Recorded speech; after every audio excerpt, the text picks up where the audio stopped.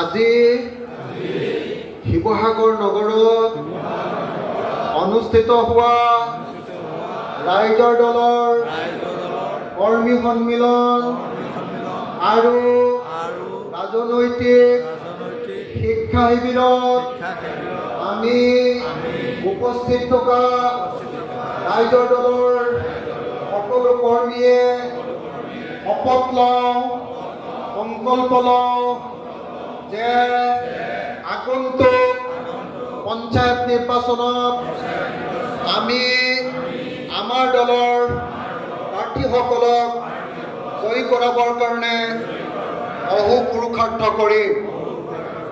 আমি সৰ্বশক্তি প্ৰয়োগ কৰি আমাৰ প্ৰাৰ্থীসকলক 2025 চনৰ পঞ্চায়ত নিৰ্বাচনত জয়ী কৰাম।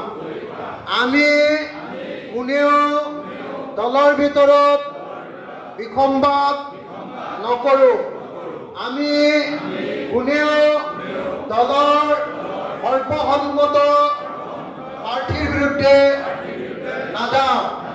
আমি সকলোৱে মিলি প্ৰাৰ্থী নিৰ্বাচন কৰিম আৰু সেই প্ৰাৰ্থীক জিকাবৰ কাৰণে আন্তৰিকতাৰে সৈতে কাম কৰিম।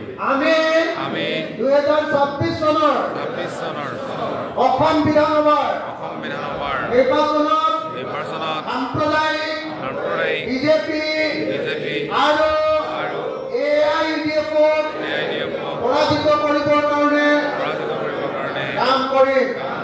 আমি বিৰোধী ঐক্য মঞ্চৰ কাৰণে কাম কৰিম। আমি ৰাইজৰ দলৰ প্ৰাৰ্থীসকলক বিধায়ক ৰূপে জিকাবৰ কাৰণে সৰ্বোচ্চ বুজাই দিম। আমি যুঁজিম, আমি জিকিম। আমি সকলোৱে ককাই ভাই দৰে ভাই ভনীৰ দৰে সকলোৱে কাম কৰে। জয় অসম, জয় অসম, জয় অসম। ৰাইজৰ দল জিন্দাবাদ, ৰাইজৰ দল জিন্দাবাদ, ৰাইজৰ দল জিন্দাবাদ, ৰাইজৰ দল জিন্দাবাদ, আঞ্চলিকতাবাদ জিন্দাবাদ, আঞ্চলিকতাবাদ জিন্দাবাদ, আঞ্চলিকতাবাদ জিন্দাবাদ, জাতীয়তাবাদ জিন্দাবাদ, প্ৰগতিশীল জাতীয়তাবাদ জিন্দাবাদ, সকলোকে লৈ কৰা জাতীয়তাবাদ জিন্দাবাদ, ঐক্যবদ্ধ জাতীয়তাবাদ জিন্দাবাদ, ইনকলাব জিন্দাবাদ, হিন্দু মুছলমানৰ ঐক্যবদ্ধ সংগ্ৰাম জিন্দাবাদ, সকলো জাতিৰ ঐক্যবদ্ধ সংগ্ৰাম জিন্দাবাদ, সকলো জাতি এক হওক, হিন্দু মুছলমান এক হওক, যোগে হিন্দু মুছলমান এক হওক, হিন্দু মুছলমান এক হওক, হিন্দু মুছলমান এক হওক, সকলো জাতি জনজাতি এক হওক, অসমীয়া জাতি এক হওক। ৰাইজৰ দলক শক্তিশালী কৰক, ৰাইজৰ দলক শক্তিশালী কৰক। আঞ্চলিকতাবাদ জিন্দাবাদ, জাতীয়তাবাদ জিন্দাবাদ।